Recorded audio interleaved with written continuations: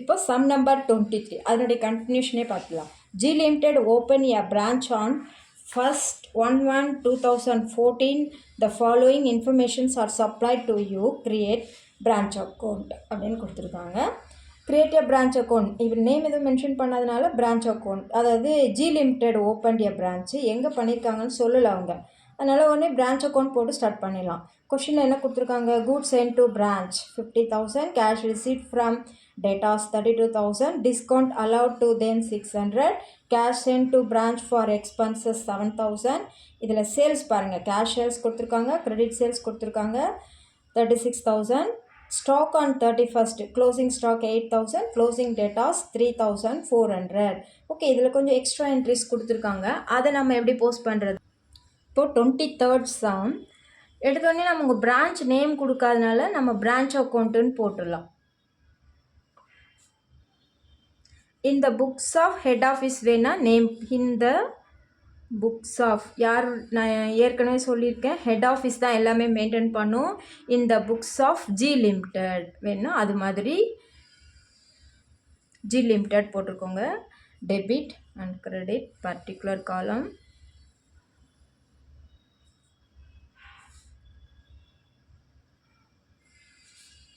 Rupees உங்களுக்கு தேவை 2 balance. சின்ன சம்ன்றதுனால கொஞ்சம் ஸ்பேஸ் கொடுத்தா போதும். பை பேலன்ஸ் கேரி டவுன் இங்கே எழுதணும். இங்கே வந்து பை பேலன்ஸ் ப்ராட் டவுன் எழுதிக்கோங்க. அதுக்கு நம்ம பை பேங்க்குன்னு கீழே முதல்ல எழுதி வச்சுக்கோங்க கேஷ் ட்ரான்சாக்ஷனுக்காக. 2 பேலன்ஸ் கேரி டவுன் 2 பேங்க். அவ்வளோதான், வேறு எந்த சேஞ்சுமே நான் பண்ணலை. இப்போ next goods sent to branch அப்படின்னு கொடுத்துருக்காங்க. கூட்ஸ் சென்ட் டு பிரான்ச்னா சென்டரில் எழுத சொல்லியிருக்கேன்.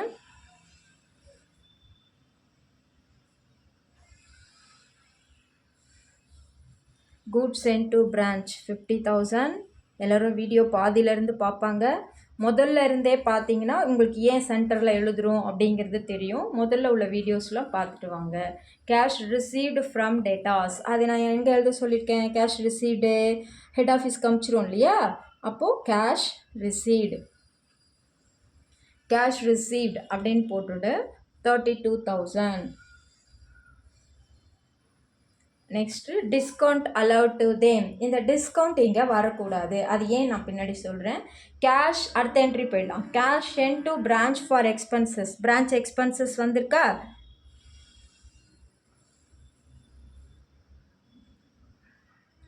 Branch expenses 7,000.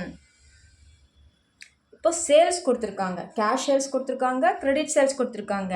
நீங்கள் கேஷ் சேல்ஸை மட்டும்தான் இங்கே எழுதணும். ஏன் அப்படின்னா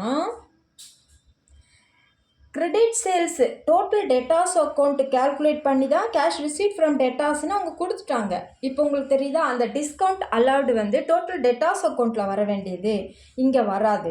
அதனால so cash receipt from debtors நீங்கள் ஸ்ட்ரெயிட்டாக அவங்க கொடுத்ததுனால நம்ம அதை எழுதிக்கிட்டோம்.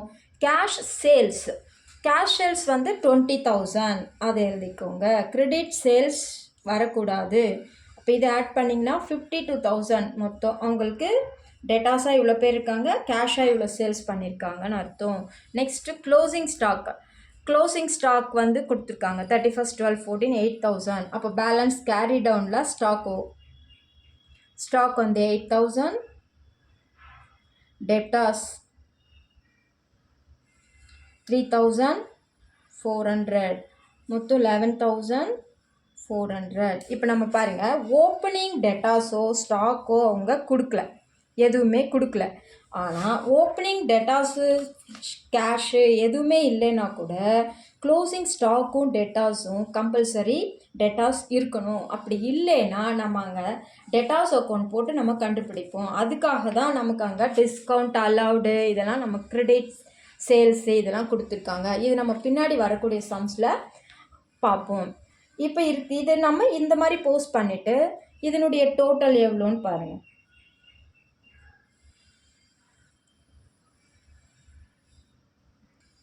இப்போ கிரெடிட் சைட் டோட்டல் வந்து 63,400. அதே இந்த சைடு எழுதிக்கோங்க. இதிலேருந்து இந்த 57,000 மைனஸ் பண்ணிங்கன்னா 2 பேலன்ஸ் டு ப்ராஃபிட் வந்து நமக்கு 6,400. ஸோ இந்த சம் உங்களுக்கு ரெண்டுமே சின்ன சம் தான், ஆனால் நம்ம பெரிய சம்மை போட்டதுனால இந்த சம்மை ரொம்ப குயிக்காக போட்டு முடிச்சிடலாம்.